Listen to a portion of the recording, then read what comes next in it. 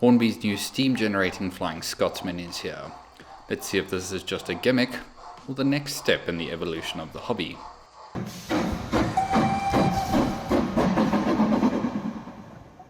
Hey guys, welcome back to Proper Chuffed. My name's Hilton and I have absolutely no idea what I'm doing. That's half the fun of this, isn't it? Before we start, if you're new to the channel, I hope you enjoy this content, and if you do, please consider subscribing. That would be a really great help for me. If you're one of the returning viewers, welcome back guys. It's good to see you again. Now, it's no secret that I'm a big Flying Scotsman fan. Yes, I'm one of those people. I think it's an absolutely incredible locomotive and it really defined my love for steam as a child. And as an adult, that's not changed either. I still love that damn steam locomotive. Now, one company that's made so many versions of Flying Scotsman is Hornby. In fact, I already have 3 from them, which is so dumb, honestly. But I've picked up my 4th one today. And this is the new steam generating version. This is a technology that Hornby announced a little while back, but has suddenly come to market, and I've seen a couple videos on it, but not experienced it firsthand myself. And here it is. I'm rather excited to take a closer look at this Flying Scotsman with you. Now, this is not a cheap model, so I'm expecting some pretty cool things from it, if I'm honest. I think from Hornby, this goes for about £317, which is a lot of money. But I managed to pick this up locally from a supplier for about £270. Regardless, that's still a lot of money, so we're expecting good and big things. Now, this is not a brand new innovation by any means. I know that locomotives from different manufacturers have had smoke units in the past. However, this is the first time I've actually seen a water unit that's not live steam. So I'm super curious to see how Hornby have tackled this. So let's find out whether this is just a gimmick or something that really is game-changing going forward. Without further ado, let's dive straight in. Right, here is our Flying Scotsman, presented in this beautiful box from Hornby. Obviously, we got the steam generator logo up here. It's HM7000 DCC sound fitted, which is really, really cool. Hornby always seem to make a special treat with these Flying Scotsmans, and it's obviously got the nameplate up there on the box. So a very robust box with a bit of information there on the Scotsman itself. But let's get this lid off. I absolutely cannot wait. Being one of the newer releases, this obviously has the extra foam padding from Hornby. Really like this stuff. Okay, we have a bit of information on the steam generator here, as well as a bit of a manual on the locomotive and how to operate it, how to fit extra details, and how to steam the locomotive, which I suppose is probably one of the most important things. Inside the box, something new, dry clay pack. This is obviously just to reduce the moisture of the locomotive if you put it back in once you've been steaming it, and there's excess water, probably just absorbs all that. We have a detail pack, which looks quite in depth. Some painted crew, which is quite nice. Blast pipes, some steps, a screw link coupling, the brake rigging, and this is for the front of the locomotive as your NEM coupler, which is quite a nice little detail pack, I think, overall. And inside we have a magnificent version of the Flying Scotsman, the world's most famous locomotive. Some people seem to be a little bit on the fence about this locomotive, but each their own. I personally love it, and it's one of the main reasons why I got back into this hobby. A full metal running plate is present here, which I think is absolutely fantastic. And there's so much attention to detail here. The livery application is really crisp, and I love the fact that the smoke box has been done in that same matte finish that the Black 5 came in. I think that's really, really pretty. So let's put her on the scale, see how much she weighs, and then take a closer look at this. This time round, I won't be going into the historical section that I usually do, because Flying Scotsman has been covered so many times, and I actually previously did one for a Flying Scotsman. Right, let's do a bit of a weight check quickly on Flying Scotsman. I'm going to put it loco and tender together. 394 grams, that's quite impressive. That die-cast running plate doing a lot of the heavy lifting here for this locomotive, as the rest of the body is plastic. Right, straight to the overview then. Hornby pulls no punches with this iteration of Scotsman, and God knows they've made many iterations of Scotsman.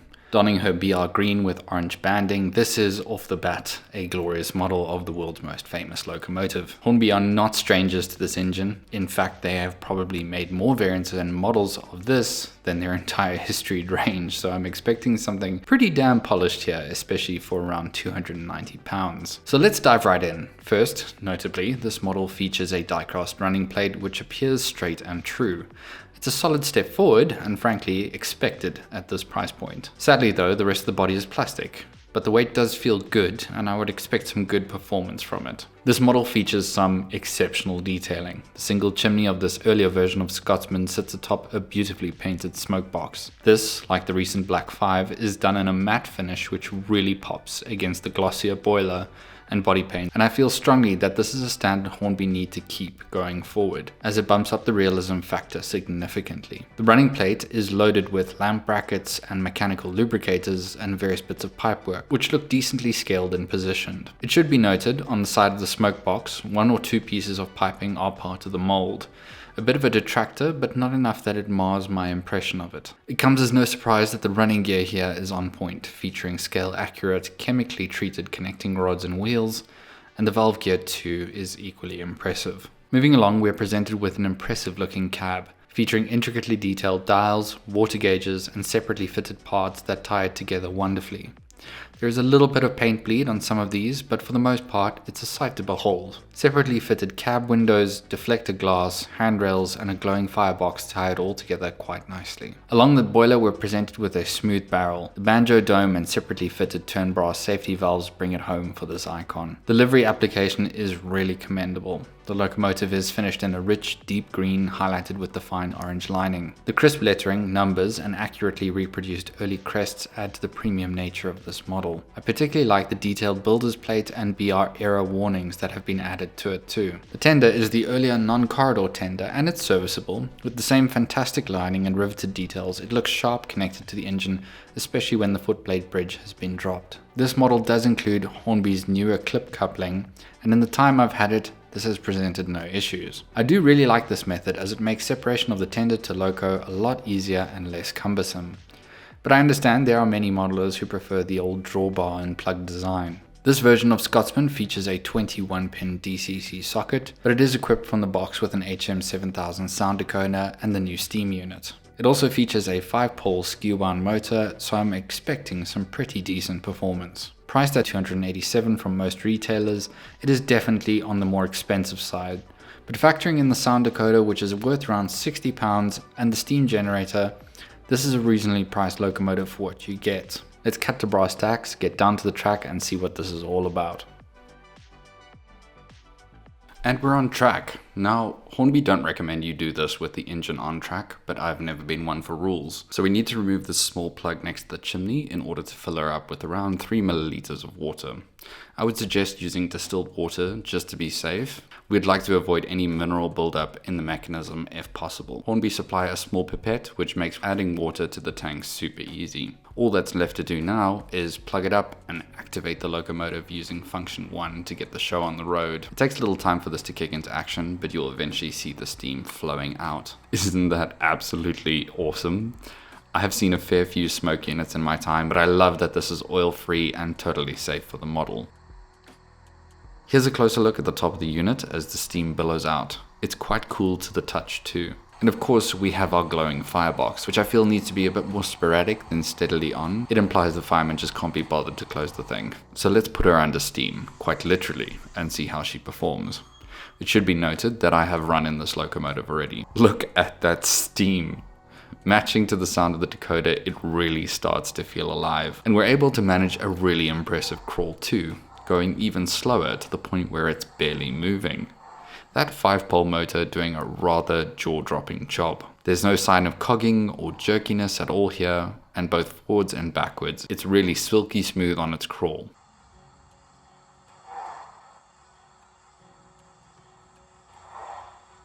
But even more impressive, honestly, is that steam generator.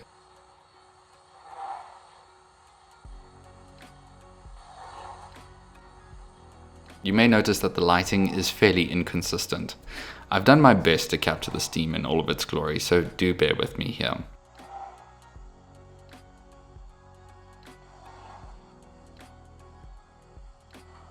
The steam dissipates fairly quickly too, and I think it strikes a nice scale balance for the sheer amount it's chuffing out.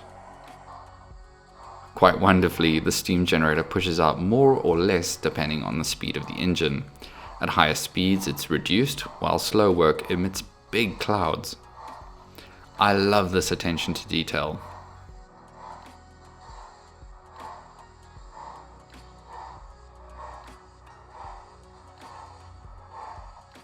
Would I say I am proper chuffed? Absolutely. This is a delightful mechanic and great innovation by Hornby.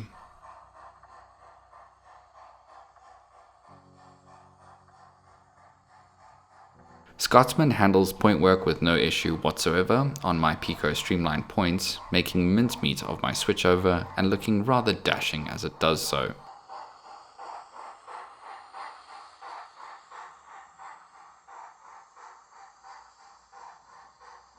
Let's link her up to some coaches and get some running in.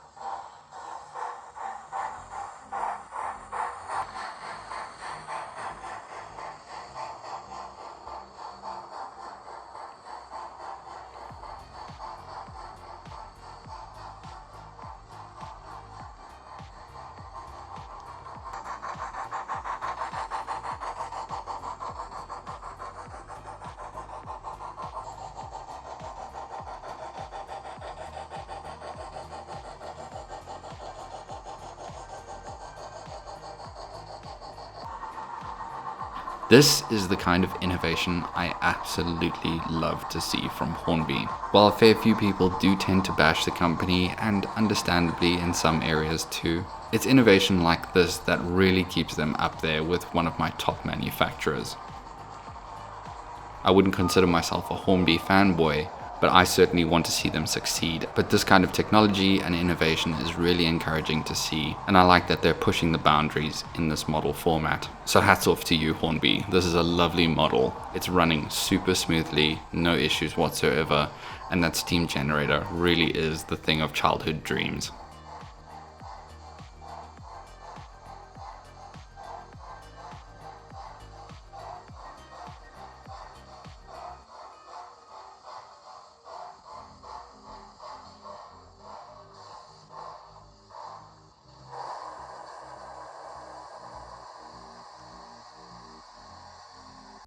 So, is it worth it?